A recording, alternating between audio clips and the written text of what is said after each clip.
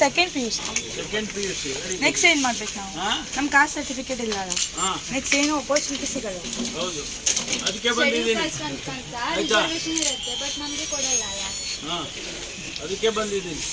ಆಯ್ತಾ, ಮಾಡೋಣ, ಎಲ್ಲ ಒಳ್ಳೇದಾಗ್ತದೆ. ಎಲ್ಲ ಚೆನ್ನಾಗಿ ಓದ್ಬೇಕು. ಆಯ್ತಾ, ಚೆನ್ನಾಗಿ ಓದ್ತೀರಾ?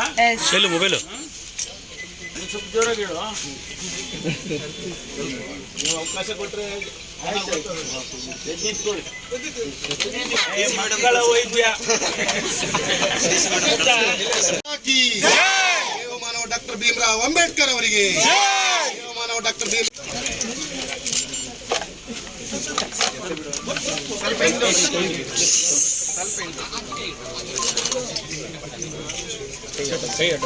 ಅವರಿಗೆ ಅಂಬೇಡ್ಕರ್ ವಾದಿ ದಲಿತ ನಾಯಕ ಡಾಕ್ಟರ್ ಜಿ ಪರಮೇಶ್ವರ್ ಅವರಿಗೆ, ಬಾಬಾ ಸಾಹೇಬ್ ಅಂಬೇಡ್ಕರ್ ಅವರಿಗೆ, ಬಾಬಾ ಸಾಹೇಬ್ ಅಂಬೇಡ್ಕರ್ ಅವರಿಗೆ.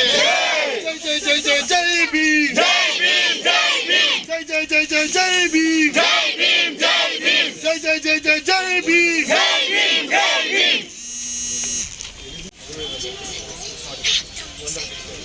ಆವಾಗ ನಾವು 60,000 ಕೋಟಿ ಸರ್ಕಾರಕ್ಕೆ ಹೇಳಿದಾಗ ನೀವು ಮಗೇರ್ ಹೌದು, ಆದರೆ ನೀರಿಡುವ ಹಾಗಾಗಿ ನಾವು ನೋಡಿರಿ ಅಂತ. ಹಾಗಾಗಿ ಕಾಯುವಂಥ ಸರ್ಕಾರದವರೇ ನಮ್ಮನ್ನು ಕಾಯಿ ನಮ್ಮನ್ನು ಕಾಯೋರೆ. ಹಾಗಾಗಿ ನಾವು ಧರಣಿ ಮಾರ್ಚ್ 21ನೇ ತಾರೀಕು ಧರಣಿ ಹಲವಾರು ಹಿಂದಿನ ಸರ್ಕಾರ ಆಶ್ವಾಸನೆ ಕೊಟ್ಟಿದೆ, ಅದು ಮಾತ್ರ ಇದು ಮಾಡ್ತಾ ಇದ್ದೀವಿ. ಆದರೆ ಆಶ್ವಾಸನೆಗಳು ನಮ್ಮ ಸರ್ಕಾರ ಅನುಕೂಲ ಆಗಿದೆ.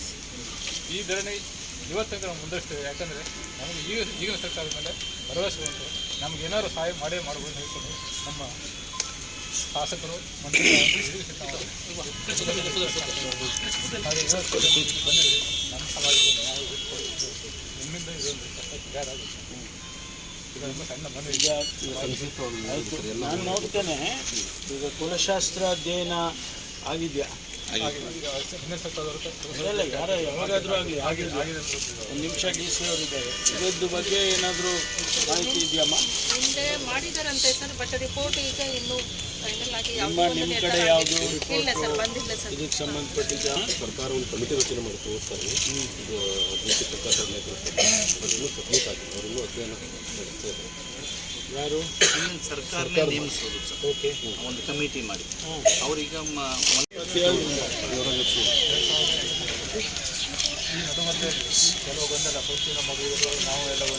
ಒಂದು ಕಡೆ ಕುಲಶಾಸ್ತ್ರ ಅಧ್ಯಯನನೂ ಮಾಡಿದ್ದಾರೆ ಅವರು. ಒಂದು ಕಡೆ ಹಿಂದಿಂದೆಲ್ಲ ತೆಗೆದು ಏನೇನಾಗಿತ್ತು, ಯಾವಾಗ ಏನಾಯಿತು, ಯಾಕಾಯಿತು, ಹೈಕೋರ್ಟಲ್ಲಿ ಏನಾಯಿತು, ಸುಪ್ರೀಂ ಕೋರ್ಟಲ್ಲಿ ಏನಾಯಿತು ಎಲ್ಲ ಅಧ್ಯಯನ ಮಾಡಿ ಈಗ ಲಾಸ್ಟ್ ಹಂತದಲ್ಲಿ ಇದೆ ಸರ್. ಒಂದು ತಿಂಗಳಿಂದ ಈ ವಾರ ಬರುವಾರ ಇದೆ ಸರ್. ಇಲ್ಲಿ ಬಂದಿತ್ತು, ಟೈಮ್ ಫ್ರೇಮ್ ಇರಲಿಲ್ಲ. ಇಲ್ಲ ಸರ್, ಟೈಮ್ ಕೊಟ್ಟಿಲ್ಲ. ಹಾಗಾಗಿ 2 ವರ್ಷ ಆಗೋಯ್ತು ಸರ್. 2 ವರ್ಷ ಆಗೋಯ್ತು. ಅಲ್ಲ, ಅವ್ರಿಗೆ ಟೈಮ್ ಕೊಟ್ಟಿರ್ತಾರಲ್ಲ, 2 ವರ್ಷದ ಒಳಗಡೆ ಮಾಡಬೇಕು. ಅದೇಂಗಮ್ಮ ಓಪನ್ ಎಂಡೆಡ್ ಇರ್ತಾರೆ, 1 year 2 years ಏನು ಮಾಡಿರ್ತಾರೆ, ಒಳಗಡೆ ಗೌರ್ಮೆಂಟು ಕೂಡ ಕ್ಯಾಬಿನೆಟಲ್ಲಿ ನಮಗೆ ಸರಿಯಾದ ನ್ಯಾಯ ಕೊಡಿಸಿದೆ. ಹಿಂದೆ ಕಾಂಗ್ರೆಸ್ ಸರ್ಕಾರ ಇದ್ದಾಗ ದೇವರಾಜ್ ಅವರು ಕೂಡ SMI ಅವರು ಇದರಲ್ಲಿ ದೇವರಾಜ್ ಅವರು ನ್ಯಾಯ ಕೊಟ್ಟಿದ್ದಾರೆ. ಮತ್ತೆ ಪುನಃ ಇದನ್ನು ಗೊಂದಲ ಸೃಷ್ಟಿ ಮಾಡಿದ್ದಾರೆ.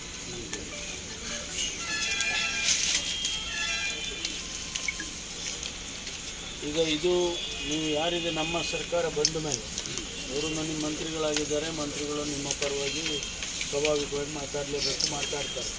ಬೇರೆ ನೀವು ಯಾವುದೋ ಮೇಲೆ ರೆಪ್ರೆಸೆಂಟೇಷನ್ ಕೊಟ್ಟಿದ್ದೀರಾ? ಸರ್ಕಾರ ಬಂದಿಲ್ಲ, ರಿಪೋರ್ಟ್ ಸಬ್ಮಿಟ್ ಆಗಲಿ ಆದಮೇಲೆ ಮಾಡುವ ಅಂತ ಹೇಳಿ. ಯಾಕಂದರೆ ನೀವು ಈಗ DC ಅವ್ರ ಮೂಲಕ ಆದರೂ ಸರ್ಕಾರ ಡಾಕ್ಯುಮೆಂಟ್ ಎಲ್ಲ ಕೊಟ್ಟಿದ್ದಾರೆ. ಇಲ್ಲ, ಬೇರೆ ಮಂತ್ರಿಗಳು ಅವ್ರನ್ನ ಬಿಡಿ, ಬೇರೆ ಇನ್ಯಾರಾದರೂ ಬಂದರೂ ಆಗಲಿಲ್ಲ. ಈಗ ನನಗೆ ಮಂಕಾಳ್ ವೈದ್ಯ ಅವರು ನನಗೆ ಪರ್ಸನಲಿ ಮಾತಾಡಿ ಈಗಾಗಲೇ ಸುಮಾರು 3 ತಿಂಗಳಿಂದ ನನಗೆ ಮಾತಾಡಿದ್ದಾರೆ. 3 ತಿಂಗಳಿಂದ ನನಗೆ ಮಾತಾಡಿ ಇದ್ರ ಬಗ್ಗೆ ನೀವು ನಮಗೆ ನ್ಯಾಯ ಕೊಡಬೇಕು, ನ್ಯಾಯ ಒದಗಿಸ್ಬೇಕು ಅಂತೇಳಿ ನನ್ನ ಹತ್ರ ಭಾಳ ಒತ್ತಾಯಪೂರ್ವಕವಾಗಿ ಮಾತಾಡಿದ್ದಾರೆ. ಇದಕ್ಕೋಸ್ಕರನೇ ನಾನು ಬರ್ತಾಯಿದ್ದೆ, ಗೊತ್ತಾಯ್ತು ಸರ್.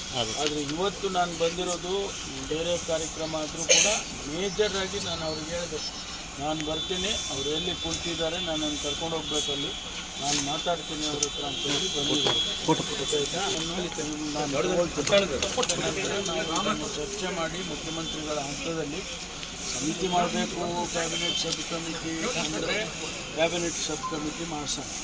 ಇಲ್ಲ ಮುಖ್ಯಮಂತ್ರಿಗಳು ನಮ್ಮ ಹಿರಿಯ ಸಚಿವರುಗಳ ಹಂತದಲ್ಲಿ ಏನಾದರೂ ತೀರ್ಮಾನ ಮಾಡಬೇಕು ಅನ್ನೋದಾದರೆ ಅವರ ರಿಪೋರ್ಟ್ ಆಧರಿಸಿ, ಯಾರ್ದು ನಮ್ಮ ಸಮಿತಿಯಲ್ಲಿ ರಿಪೋರ್ಟ್ ಇದೆ, ಏನಾದರೂ ಹೆಸರು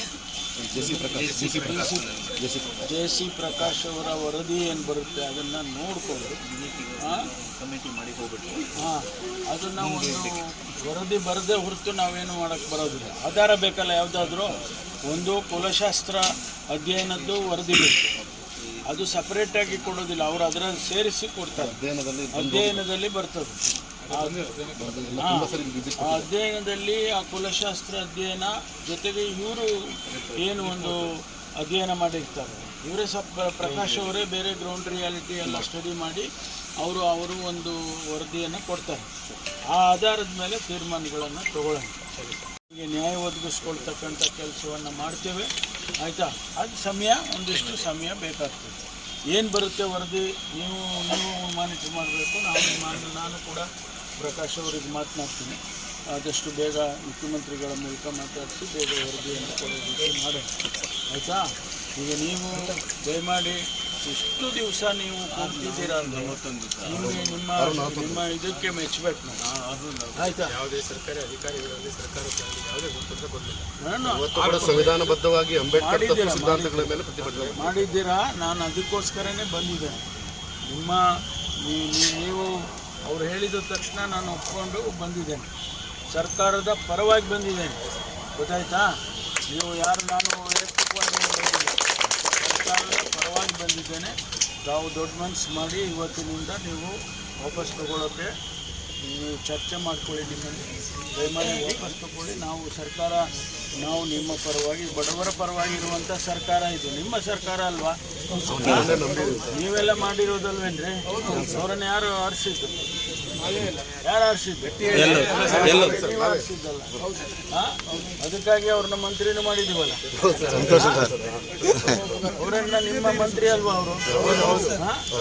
ಮಕ್ಕಳ ವೈದ್ಯ ಅಂತ ಕರೆಯೋದು ನಾವು, ಮಕ್ಕಳ ವೈದ್ಯ ಅಲ್ಲ, ಮಕ್ಕಳ ವೈದ್ಯ. ಅದರಿಂದ ಅವರಿಗೆ ನೀವು ಶಕ್ತಿ ಕೊಟ್ಟಿದ್ದೀರಿ. ನಮಗೆ ಸರ್ಕಾರದಲ್ಲಿ ಕೂಡ ಅವರ ಒಂದು ಭಾಗ ಇರೋದ್ರಿಂದ ನಿಮಗೆ ನ್ಯಾಯ ಒದಗಿಸ್ಕೊಡ್ತಕ್ಕಂಥ ಕೆಲಸ ನಾವು ಮಾಡ್ತೀವಿ. ಆಗ್ಬೋದಾ?